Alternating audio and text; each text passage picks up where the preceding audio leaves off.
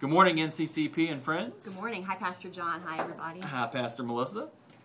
Busy week here in the parish again. Be sure to check out the website for all the things that are going on or your bulletins at church this Sunday. Always nccpumc.com. That's right. Follow us on Facebook and Twitter, as always, to stay in the know and also to have a conversation with us. And you can continue the conversation that we started on Sunday in church, as we will be for the next 5 or 6 weeks about various issues of church life.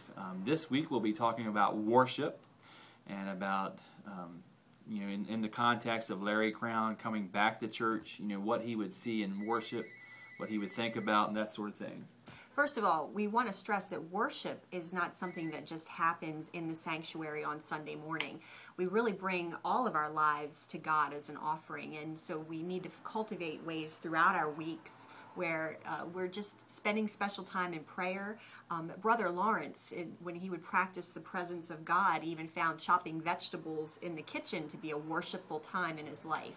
But Martin Luther, even though we're not Lutheran, he would find the presence of God in his beer drinking activities. And he would talk theology, drinking a big mug of beer, whatever Germans call that. But anyway, we're not advocating that, just information purposes only.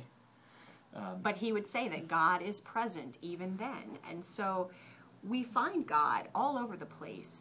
But when we come into the sanctuary, there's something special that is happening. And our scripture from Hebrews speaks to that. Yeah, I'd like to invite you to reflect and be prepared for Sunday morning by reading Hebrews chapter 4, specifically verse 16, invites us to approach the throne of God with confidence. And so if you think about the day we set aside for public worship, we coming to the church to come to public worship and approaching that sanctuary, whatever your holy space may be, with confidence. And that's not just confidence in ourselves. That's confidence in knowing that this mysterious, awesome God that we serve is ultimately the one who is going to have victory over every situation that we face, is going to be able to bring us through whatever trial we're in the midst of, or confidence that every blessing that we have comes from Him. And some seasons of our lives, it's easier, when it's easier to come confidently to the throne of God when things are going well. But more often than not, or at least at times in our lives, we're struggling, and we share those same struggles with the other people approaching the throne of God. In other words, we come with things that are hurtful or harmful to the process of approaching and meeting God. It reminds me of the old cowboys and cowgirls coming to church back in the day. There would be a box set up in the back of the sanctuary in many of our churches, and still probably today in Texas. But it would be a box for them to drop their guns, their handguns. They would drop in a box and then enter the sanctuary. And I think it's a great symbol for us today. We don't have a literal box where we can drop our stuff, our potentially harmful things that are on our mind or in our heart before we worship. But man, wouldn't that be nice to be able to go into the sanctuary completely empty of harmful things so we could approach God confidently. And so that process starts even before we enter the doors. How are we getting our spirits ready to encounter an amazing God and knowing that He's going to move and the Lord is going to be in our midst whenever we approach Him as a group and whenever we approach Him at any time.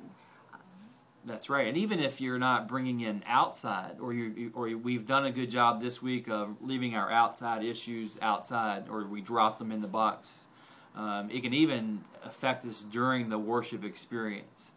Stuff can enter our mind that's blocking our approach to God confidently. So-and-so is not in church this week. My son or my grandson, I wish they were here. That's a harmful thought. Certainly we care for those people, but it's blocking your experience.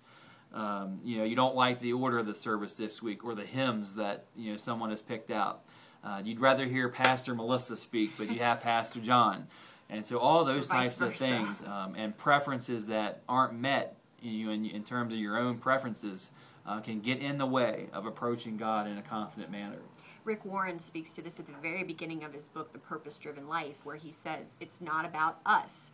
And that's what's true about worship, is it's really not about us being entertained or feeling always warm and fuzzy, but it's about bringing who we are to God. That's right. It's not about us. It's not about others. It's about the other, God. And if we could all get to that point, then we could have some really, really powerful worship experiences.